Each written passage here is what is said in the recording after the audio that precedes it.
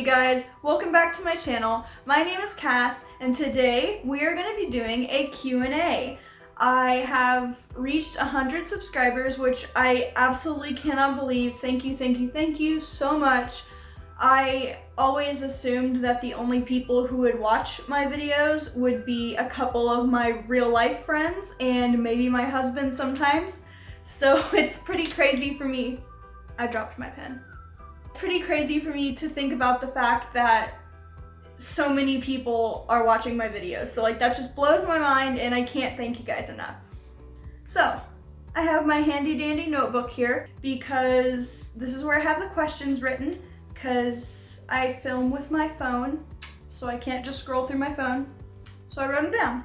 Some of these are from YouTube, some of them are from Twitter, and some of them are the same person asked me multiple questions both on YouTube and on Twitter, but I want to answer them all, so let's go. First, from my good friend Maddie, she asks, what first made you passionate about animals? I would say the answer to that is probably just the way I was brought up. I grew up in the country and we always had dogs, we always had cats, we typically had some kind of livestock. So growing up around animals and being around animals was very normal for me. And to be honest, I did not have a lot of friends as a kid. I was pretty weird. Animal loving aside, I was kind of a weird kid. So my animals were my best friends. So that's where that comes from.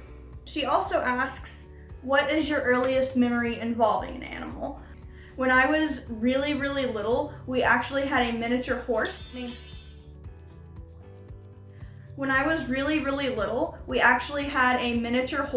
Samson, and I loved him, and he was apparently a jerk to everyone except for me and occasionally my mom.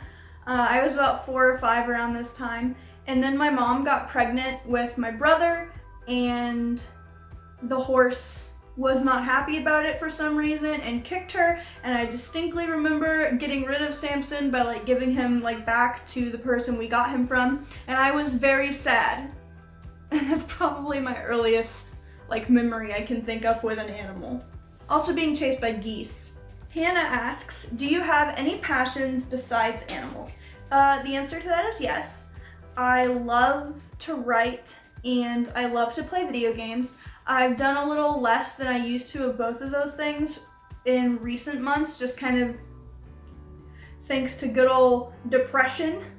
But I really do love to write and I love to play video games, and someday I think I would love to marry my love of writing with my love of animals, so that'd be cool. Bridget asks, do you like Whataburger since you're from the land of yeehaw like me? Well, Bridget, yes.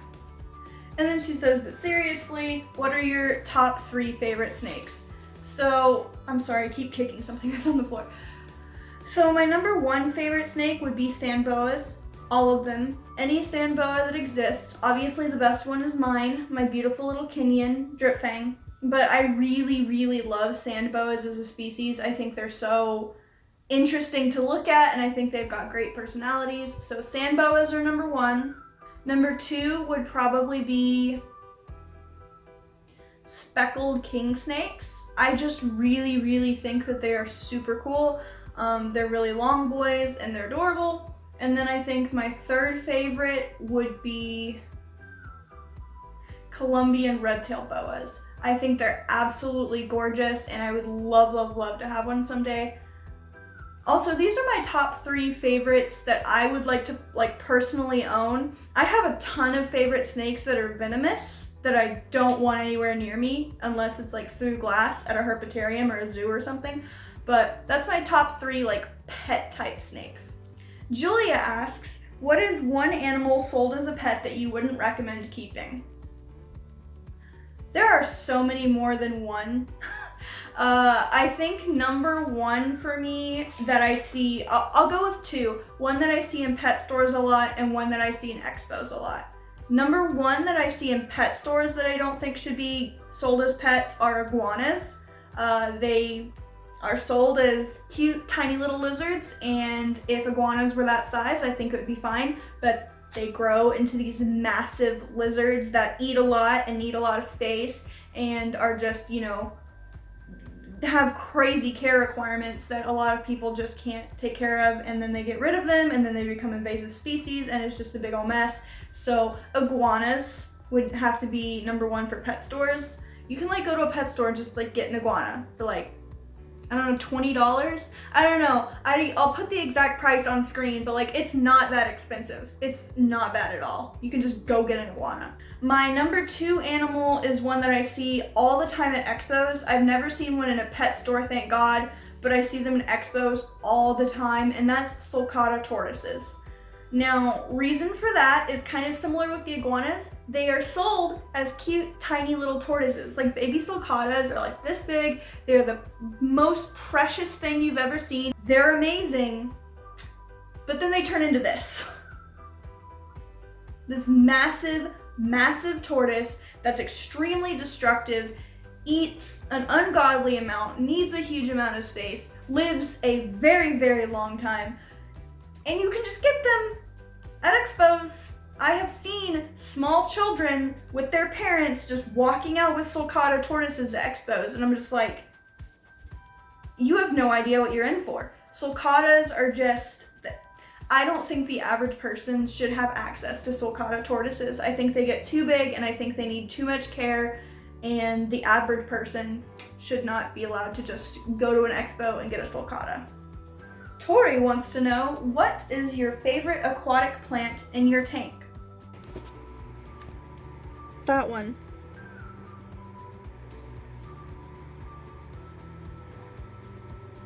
That one right up there. Hannah asked me some more questions on my Twitter. She first asked, what was your biggest inspiration to start a channel? I would have to say that as far as just starting a YouTube channel in general, I've wanted to do that for a really, really long time. Even when I was a little kid, I would like make fake videos and they never got uploaded to YouTube, thank goodness. But you know, I always had a good time making videos and pretending that I was like talking to a camera and having a great time. So for some reason, I've just always wanted to make videos like that. Favorite show? Right now, it's a show called Mountain Monsters, which is just about a bunch of hillbillies going out and chasing like cryptid creatures and stuff in the Appalachian Mountains.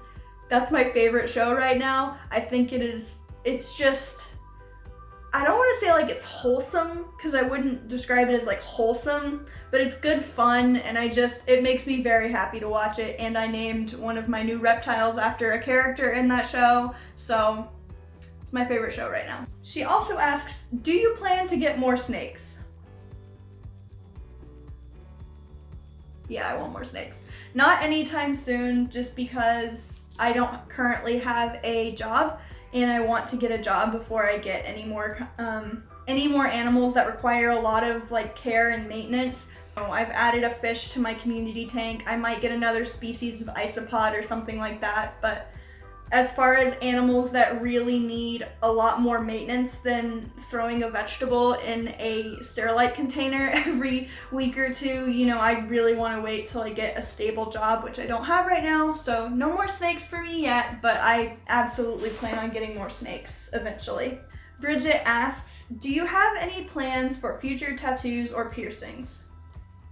So many. I have a gazillion tattoos planned out. I have a whole sleeve planned out, but tattoos are expensive. And similarly to the snake question, I don't have the money for that, and I don't have a job right now. So no more tattoos for me right now. I just have the one.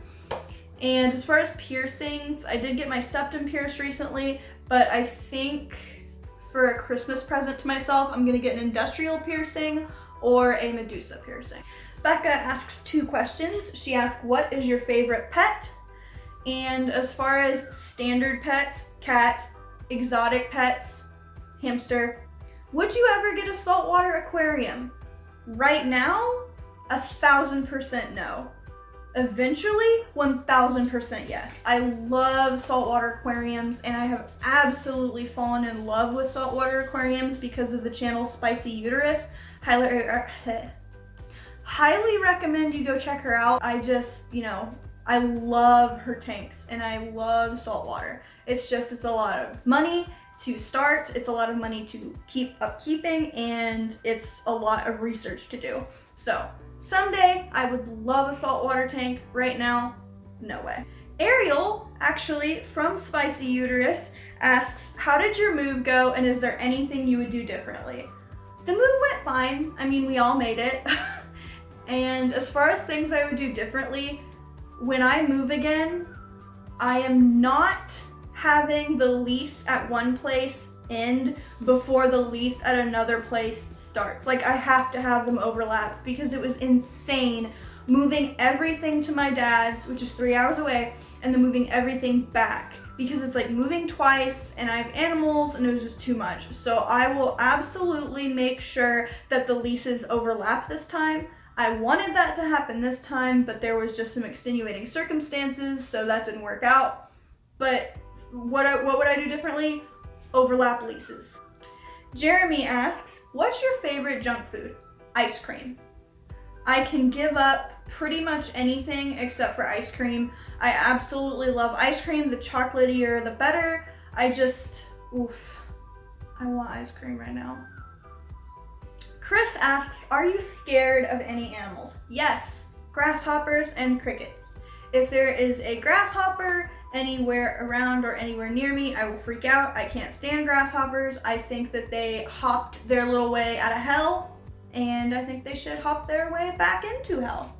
Thank you guys so much for watching. Be sure to leave a like if you enjoyed this video, and if you are here and haven't subscribed, go ahead and join us. There's like 100 now, and it's pretty great. So hit that subscribe button if you want to stick around and see what other videos I have in store. I would really love to have you here. Also, be sure to follow me on Twitter so that you can stay up to date with things that are going on with my animals, even when I'm not uploading videos. I hope you have a great day. Bye-bye.